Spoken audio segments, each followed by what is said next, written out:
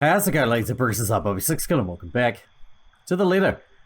We are still bickering. We're having a conversation with Ashton, who wants us to stay away from Luke, possibly out of jealousy, possibly because Luke's a psychotic serial killer. I don't know, but I'd like him to tell me. Care to explain your reasons? Care to explain your reasons? I'm not mean for it to sound as harsh as it does, but anger and frustration have never been a good match in me, particularly in nights like this. It's not surprising when Ashton jerks back as if I've struck him. For a fleeting moment, something akin to hurt darts across his features. His eyes narrow, his hands close tightly into fists at his side. Then swiftly he glances away and shifts his focus on the line of trees nearby. Like an answer can be gleaned from the dark expanse. I'm really sorry, Becca. What is it for? For the party? The vague answers he continues to give? Does it include all those times before this? The year's worth of it? I don't doubt its sincerity. However, at the moment, the forgiveness he's asking for isn't something I'm all too willing to hand, furious as I am. It's frankly a wonder how I can keep myself from raising my voice at him. We'll talk about this tomorrow, and you better have a proper answer for me by then. There's a brief hesitation before I step away. A short moment of wanting to say more, of waiting if he has anything to add. He's only silent, eyes still trained at a distance. It's the last glimpse I see of him before I climb inside his car. If the door slams closed with the same force as the anger I'm holding, its sound merely vanishes into the night unnoticed. He follows soon after, and shortly we're on our way back to the city. Yet even with the city's bright lights welcoming us, the dense, somber air from the mansion still lingers. The moon is almost at its highest by the time we reach Salemwell.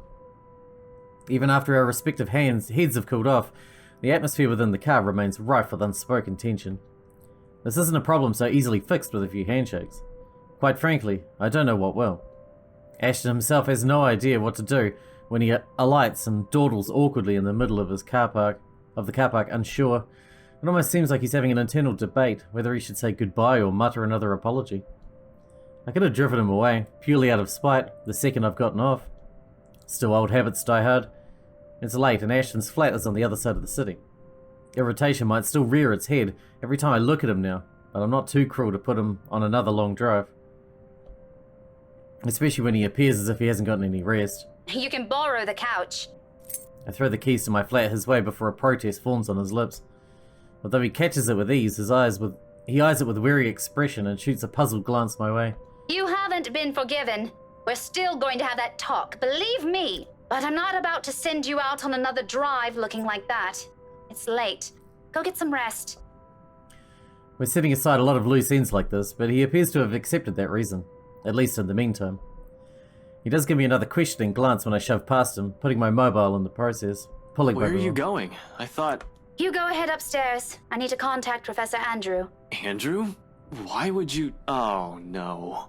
Please. Is this that thing Isabella said this morning? Again? Again. I already gave her my word, Becca. I'll look into this BRC crap. No need to drag the old guy into it. Of course he's still skeptical. It makes one wonder if he's even seeing anything at all. Figures this curse will stay away from the scoffer. But this is another loose end tonight that I just can't leave alone. Ashton's beliefs notwithstanding.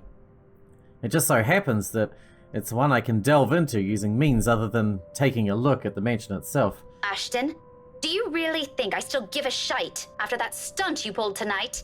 No, but this is... I've spent so many years with him to know this is about to turn into another argument. Before he can finish it, I cut him off with a firm raise of my hand. Look, I don't care. There are weird things happening around here. And yes, it's Isabella's brand of weird. Ghostly voices, strange sounds, and a bloody woman sitting at the back of my car. You don't have to believe me. And I no longer have the patience to convince you, so just leave me be, Ashton. He doesn't push it, growing quiet instead, although I knew he has a whole case of it prepared inside his head. But there's a reluctant shift in his movement when he steps away from our conversation.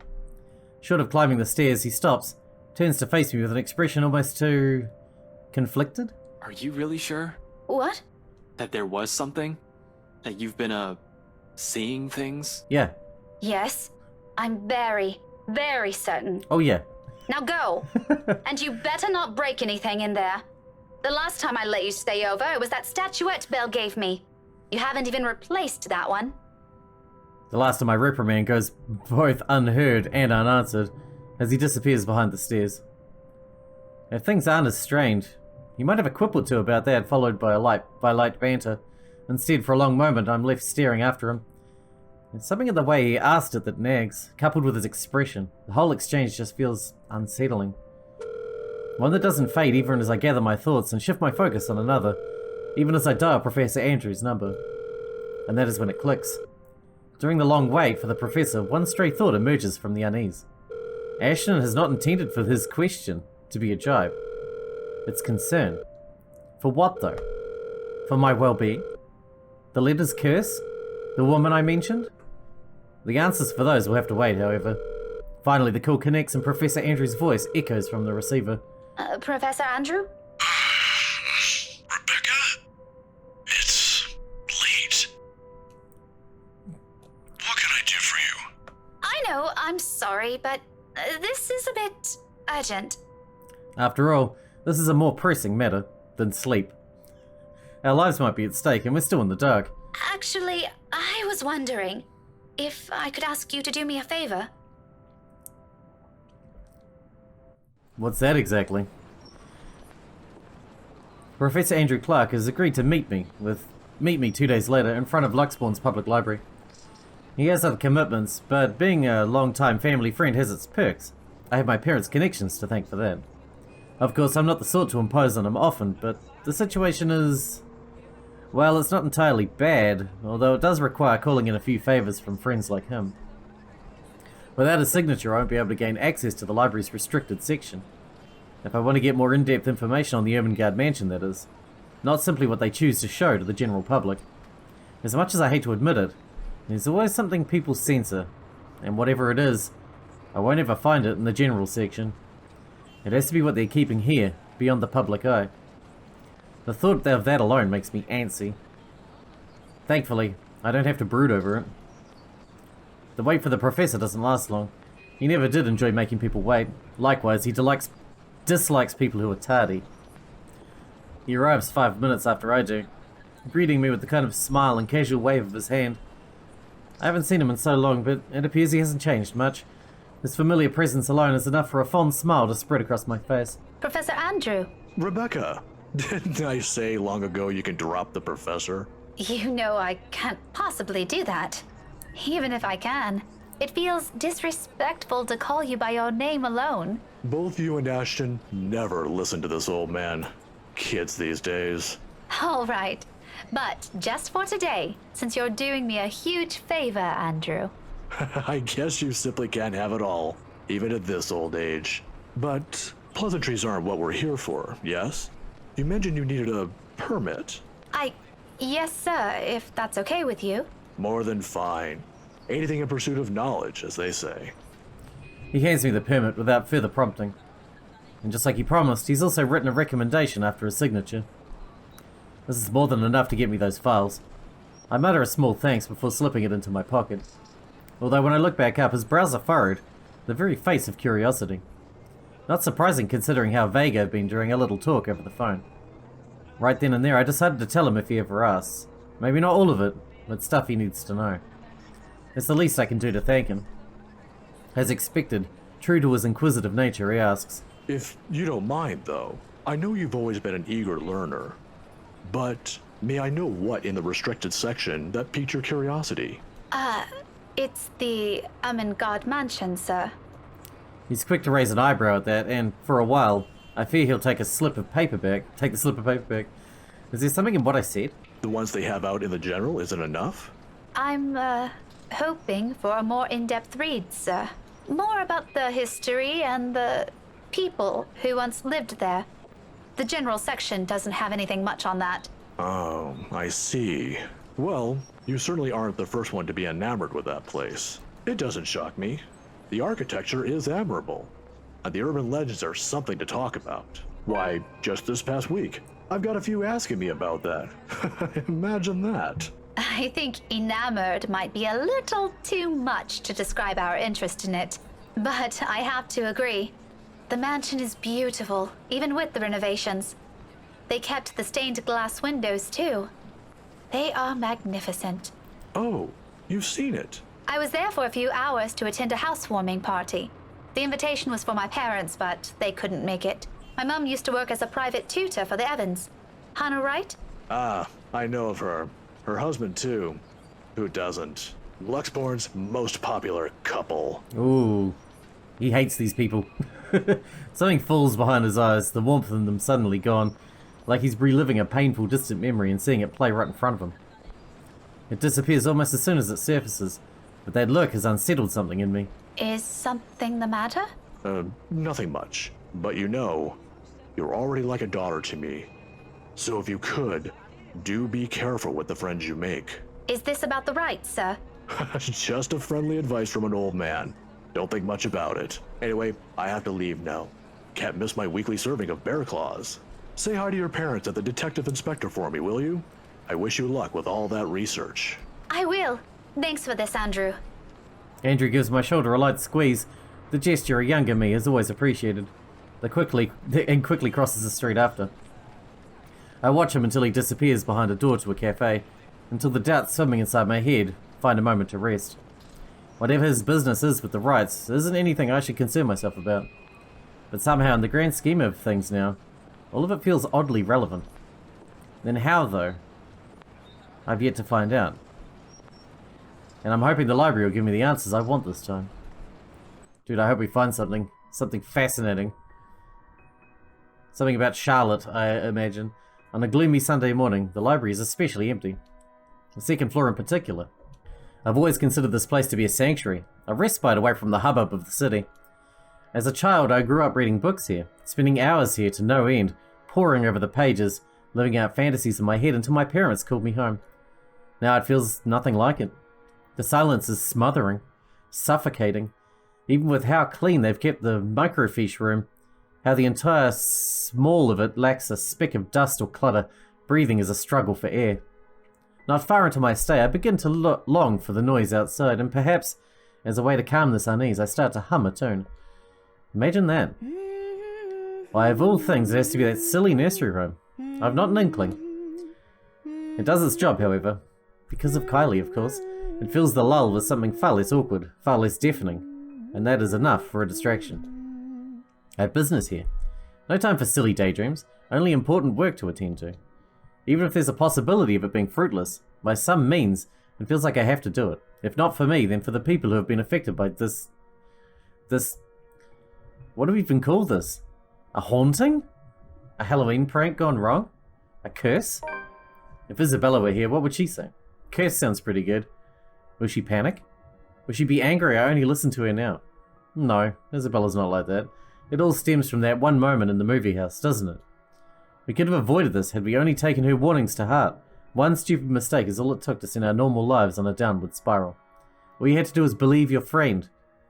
Yes, it sounds unbelievable, but she's your friend, you fuckwit. You have to believe your friends, even if they're saying something unbelievable. If they're truly, really your friend and you absolutely trust them, then whatever they say has to be taken as truth. Even if it doesn't sound realistic or likely. You know? Frankly, I'm no longer sure if I'm angry at myself for it, or at the universe for throwing us into this mess. But we can only make do of what little we have, and that's exactly what I'm doing. Going here might not be the right decision, but it's a start. A good start. It doesn't take much time to find what I need. A microfiche of old newspapers, long kept in special storage cabinets at the far end of the restricted section. The era is 1620s and beyond. Before the city of Luxborn even exists in the records, when the mansion has just been built, and Anselm is nothing more than a small sleepy hamlet near a river. A lot of pieces are missing, days, sometimes several consecutive weeks without any records remaining. Often it goes on for years. Troublesome, but as it is, I'm lucky enough to find anything at all considering how far I'm looking back. Can't be picky now. Can't waste time mulling over what record keepers of the old could have done to make this a breeze for me. I can still work with this. The faint whir of microfiche machine keeps the company as I go over each slide, each image, hoping for something that goes beyond what the local law knows.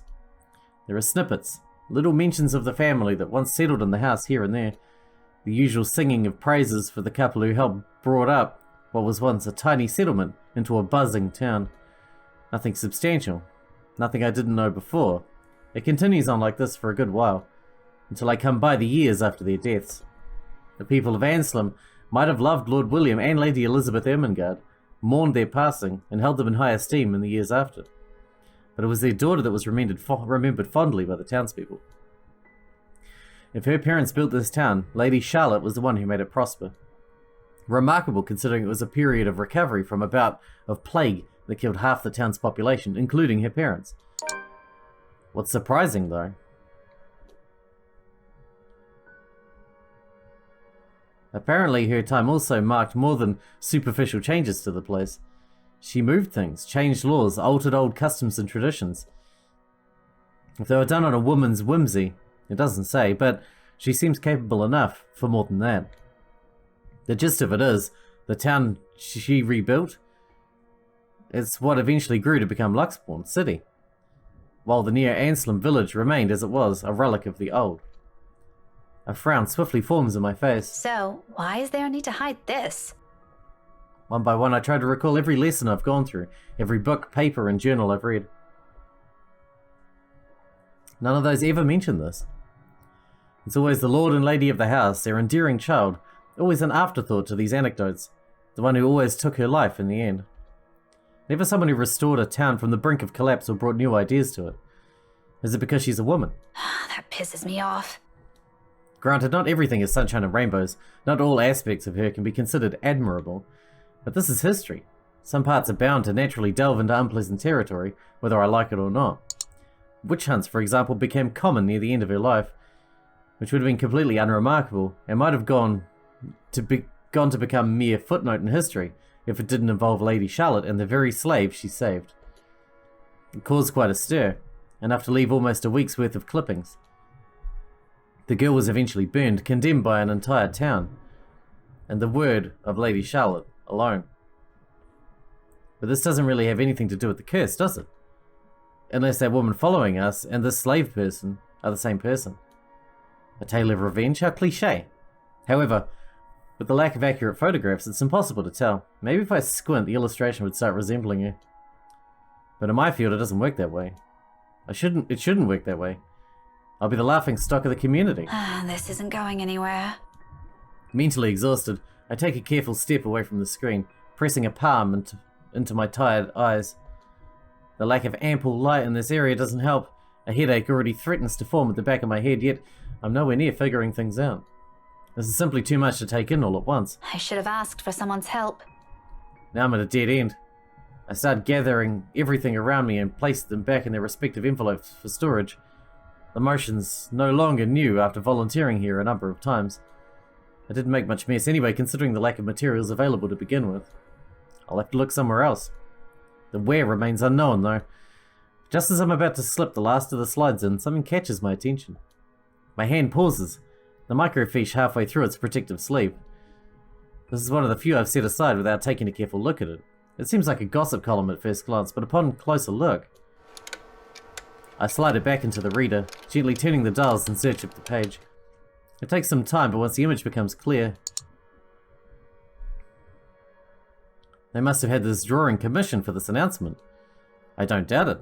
The details are far more intricate, their likeness likely closer to how they might have appeared at the time. They're both recognizable this way, closer to the paintings I've seen in the mansion. However, it's the man standing beside her, Eduary Godfrey, according to the article, that caught my attention previously. Her first cousin, and eventually her fiancé. Maybe it's the posture, the manner in which he holds himself, or maybe it's the shape of his eyes, so I can't be too certain about that until I've gotten a better reference. Nevertheless, there is a resemblance. He looks eerily like... Yeah, he does look like Luke. Hard out. My head snaps up, glowering at whoever's running in the floor above.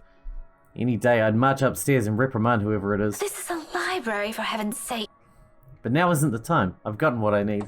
Without wasting another minute, I hit the machine's print button for a copy of the page, while my other hand moves to put everything back into storage. A ragged exhale slips from me. Relief perhaps, or maybe this is already exhaustion.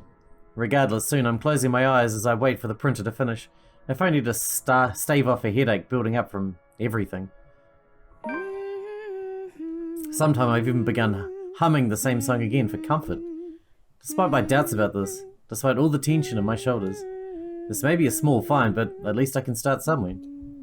Well, I think the slave thing is definitely worth looking into as well. We can start somewhere. There's a way out of this. I know it. The printer sputters to a halt. However, its sound isn't what makes me snap my eyes open.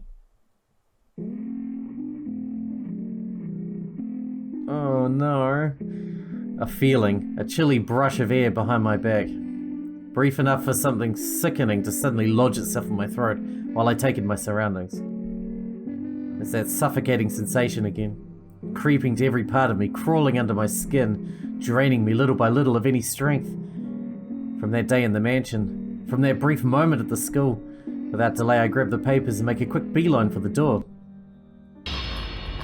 My whole body freezes. What are you doing, Miss Pink? I held my breath, not daring to make any noise. For a little while, only the sound of papers crumpling under my gasp fills the room, the excitement from earlier gone instantly, replaced by a cold, seeping dread spreading throughout my limbs. But more than the fear is the anger. It pains me to hear her using my own student's voice against me, and more than once I believed it was really her. She has no right. Why don't you play with me? Although she hasn't made a move, if there isn't a wall behind me, I'll probably take a step back. Anything to put distance between us, no matter how small, as long as I'm out of her reach. But I steel myself, because if I do fall back, turn away from her, I'll be left with no way out. I'm not dying here. You think you scare me? Miss Pink, don't be so rude. I'm waiting. I'm not afraid of you, you spook. This is one Scotswoman. You aren't getting into an early grave without a fight. Come at me. I expected she'll lunge, prove to me what a monster she is. Instead, all she gives me is a smile, twisted and gnarled. It's as if time has crawled to a stop at the sight of it. A split-second decision, and before I know it, my body shifts. Eyes closing in anticipation, hand grabbing whatever's solid enough on the nearby table and hurling it at her. I don't bother looking if whatever I threw hit its mark. I run, as fast as my legs can carry me, despite my heart threatening to burst out of my chest. But in this maze of bookshelves, with the whole place almost void of people, is there even a place safe enough to escape to? Head for the door, man, we gotta get out of here. If there is one, it's out of this room, out of this place, as far away as anyone can get from me. I can think about the rest of what I can do outside, when there are other people I can ask for help. When she's not chasing after me like this. There's no hesitation in my steps as I race for the restricted sections door, head downstairs and barrel straight for the library's exit. Towards safety in a desperate bid for my life. Library rules be damned. I can no longer hear it behind me, but I'm not taking any chances. A breath almost escapes me as I near the door. A little more. When out of nowhere, a library cart careens from a blind corner and slams to my sides. My back hits the floor with a hard thud, the impact completely knocking the breath out of me. The copper tang of blood gradually spreads over my tongue as I fight to get my bearings back. I force myself to move, even with the excruciating pain coursing through my limbs. The exit's almost there, if only I can... But there's no moment's respite. The next thing I know, there's a heavy weight atop me, and the cold digits slide around my neck, tight like a vice, pressing, closing in, leaving me gasping for air. Through my blurred vision, I can only make out the hateful gleam, the spite in her eyes as she looms over my body, and her grip on my throat grows tighter. Desperation kicks in. My nails dig into her wrists as I struggle against her firm grip, trying to pry her fingers away. Let go. Her eyes are wobbly. Let me go. Must be hard to see when your eyes wobble like that.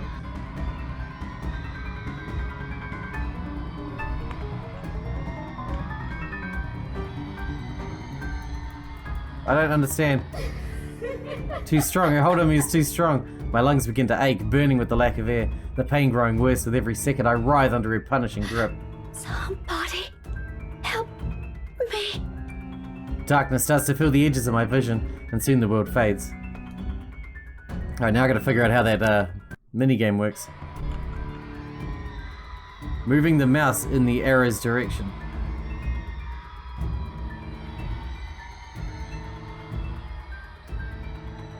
I see, just like that. I get it now. I don't think twice. My limbs are moving on their own before what I did could fully register in my brain and my lungs could recover. Behind me, she lets out a cry, sharp, loud, and thunderous against the empty walls of the library. But the fear her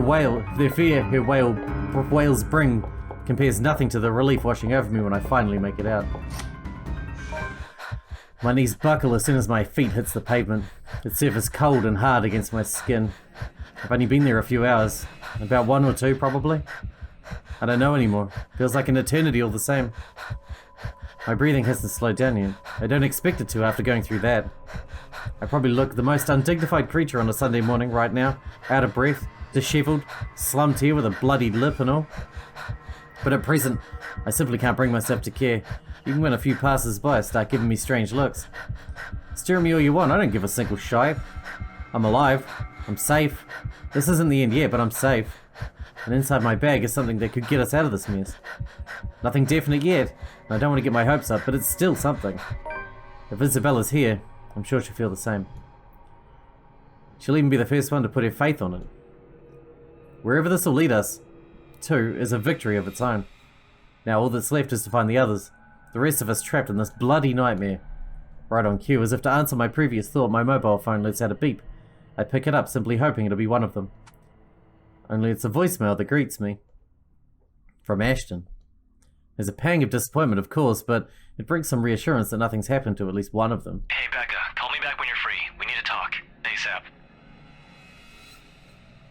He ends it right there. The message less than a minute long. Curt, and gives nothing away. I let it ease my worries regardless, and do as he asks. Because this too is another triumph for us. One less thing to worry about. And now we're Ashton. Geez, Becca's one lasted forever. Parties have never really been my thing. We're starting at the party. Whoa. Okay. They're always such a hassle and take so much time out of my day. Prior plans and commitments cancelled, all for the sake of playing along with others. Welcome everyone. I hated them even as a child. Please, make yourselves at home. What a buzzkill, man. But Mum often insisted. She'd slick my hair back, put me in one of those stuffy dinner jackets, and if there were any children around, urged me to make friends. Never mind how utterly loud or tedious it was all for the sake of keeping up appearances. To some extent, lies have already surrounded me, long before I've chosen what I wanted to do with my life. Luckily, there were easy ways to tune everything out, and much to my mum's frustration, I always managed to sneak my CD player along. I kept to myself and to my music, had my own little world, until I learned to observe. It's a simple matter of awareness, really. And for someone with keen eyes, a skewed necktie or a simple flick of the wrist alone could tell volumes about a person. I still don't like parties, especially ones big and fancy as the Wright's housewarming. However, when there's actual reasons to go to them, I figure they're not too bad. Be careful with Shirley, alright? Besides, like it or not, it's all part of the job. I'm here on a mission. One that has the name Luke Wright plastered all over it. You'd think the man would want to remain inconspicuous after his name was linked to several high-profile crimes across Luxbourne. Granted, most of it have gone cold over the years, having stagnated without any lead or evidence. But that still doesn't make him any less suspect. Yet here he is throwing a party in his own backyard. Although having observed the man in the past year, I'm not even shocked. He craves it. The damn spotlight. Constantly yearns for attention like a neglected puppy. It doesn't take a genius to figure out why he's nowhere to be found in his own party. But that's not the problem here. What pisses me off is how far his reach extends. How close he's creeped into the lives of people I care about. Again, like a stubborn itch he can't be rid of. First Professor Clark, then there's Isabella. I also spotted Z-Man here a while ago, and now there's also Rebecca. Apparently. Ashton? Becca? What are you doing here? I was invited. Really? I had no idea you were friends with the host. That explains things, and it makes things difficult all the same. As if getting a contact among the staff to sneak a name into the guest list isn't hard enough. The guy almost ditched me last night, and might have placed another setback on my investigation if it wasn't for my generous tip. And here comes Rebecca, another person to mind. Well, it's my parents, actually. But that's beside the point. What are you doing here? You hate parties. I still do. I'm just here on behalf of a friend. A necessary lie. I can't bring my own friends into this any further than what they've already found themselves in. Because of Luke Wright, if Luke Wright so much as harms a hair on either Zach or Rebecca's heads, there'll be hell to pay. Worrying about Isabella's brief dealings with him is stressing in itself already. I doubt he'll attempt anything in front of other people, though. It would tarnish his glorious reputation, and he values appearances more than anything. It doesn't necessarily mean he's incapable of it. More than, in fact. And on the off chance he does something, I wouldn't be responsible for my actions. That's rare. Do you have someone with you then? Nope, just me. I won't be staying long. Well, if that's the case, maybe you and I can... For Zach's and Rebecca's sakes, however, I really hope this will simply be another housewarming. Even though something tells me it's anything but. Call it a detective's intuition or whatever. When Luke Wright's involved, nothing good has ever come of it. I can't let my guard down here. Even more so when a familiar car slows to a stop, and out comes... Chief? My presence here might be odd, at best, but I have an excuse. One that this man handed me himself a year ago, along with a heavy dose of flattery for the newly promoted detective inspector. Can't exactly say the same for my good old boss, can I? Although, to see him here, chatting it up with Luxborn's rich and famous, isn't such a big surprise in itself. No disrespect meant, but the guy is obviously a social climber. What is surprising is the fact that he seems all too eager to mingle with the person of interest's wife. What the hell is he doing here? Ashton, what's... Sorry, Becca. I need to... There's something I need to check for a bit. I'll talk to you later. Do you have a ride home? No, I had to take a cab here. My car wouldn't start this afternoon. But what about... What the shit is going on here? I told you to get that old thing checked before, didn't I? You can head back with me after this. Anyway, I gotta go. See ya. Be careful, okay? Hey, be careful! About what exact... I don't want to draw attention to myself either. At least not until he's given me proper reason to spoil his little party. Thank you for the invite, Anna. He done it himself. He doesn't need us to spoil it. Husband still missing, I see. I should be saying the same of your darling Rochelle, Lee. The doctors again. For now, the best I can do is wait and remain inconspicuous, especially with Chief here, whose motives are dubious at best. If it means having to pretend I don't know Zach or Rebecca, or forcing myself to rub elbows with people I barely know, let alone like, then so be it. I can't involve anyone.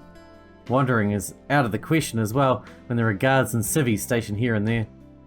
Sure, getting past them is something I could do with ease, but I'd rather not right now.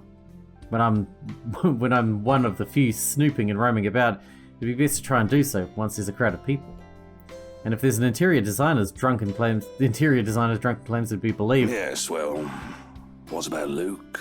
Should we file a missing persons report now, or do you want to wait 24 hours? Let's wait. He's around. You know, I can tell if someone's bluffing. It all came down to how well I play my cards tonight.